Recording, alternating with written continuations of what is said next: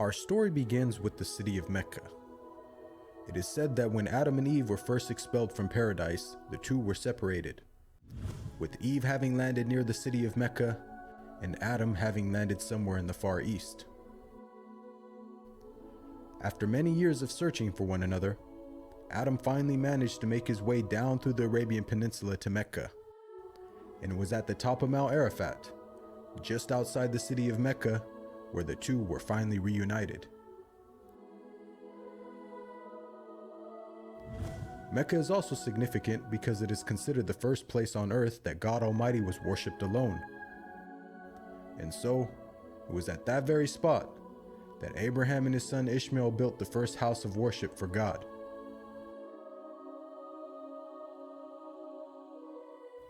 In honor of this, God Almighty had built in the heavens a similar structure for the angels.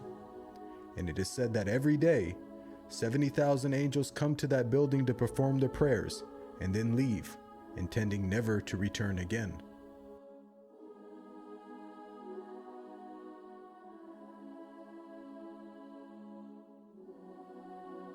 When Abraham and Ishmael had finished building the sacred house, there was still one brick that had to be put in its place. And so, Abraham sent his son Ishmael off to find a unique stone that he could put there.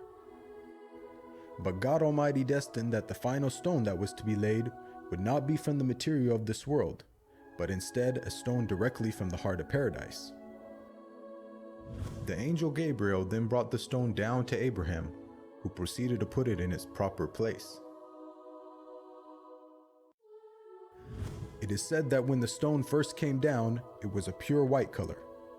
But due to the impurities of this world and the sinfulness of man, the stone slowly began to fade and eventually turned black. As time passed, the city began to develop, with the people of Mecca remaining upon pure monotheism, worshiping one God alone.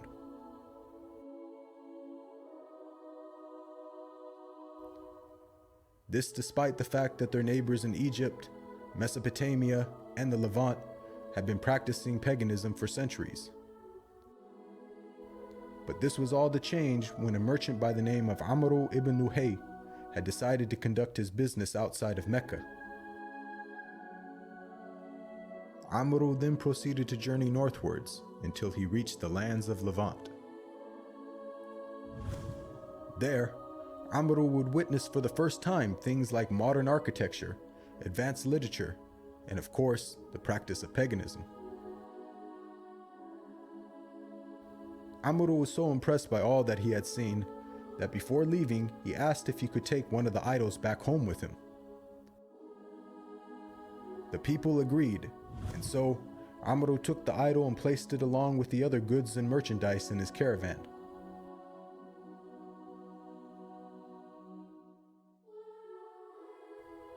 He then set out southwards, back towards the city of Mecca. When Amr arrived back home, he immediately took the idol and placed it right in front of the sacred house. He then proceeded to tell the people that this was now going to be the God that they worship. Sadly, this concept faced little, if no resistance. And as time passed, the people began to worship more and more different idols, until it is said by the end of the 6th century, there were over 360 different idols surrounding the sacred house in Mecca.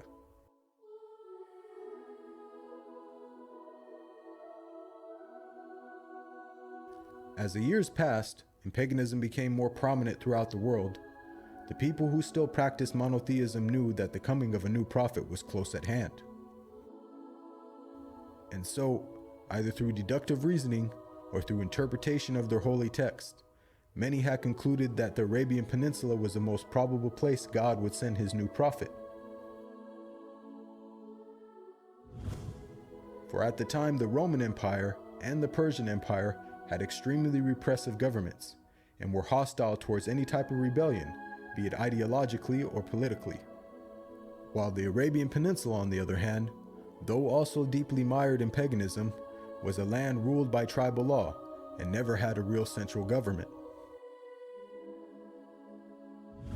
As time went by, it appears that more and more people began to move down to the Arabian Peninsula to await the coming of the next prophet.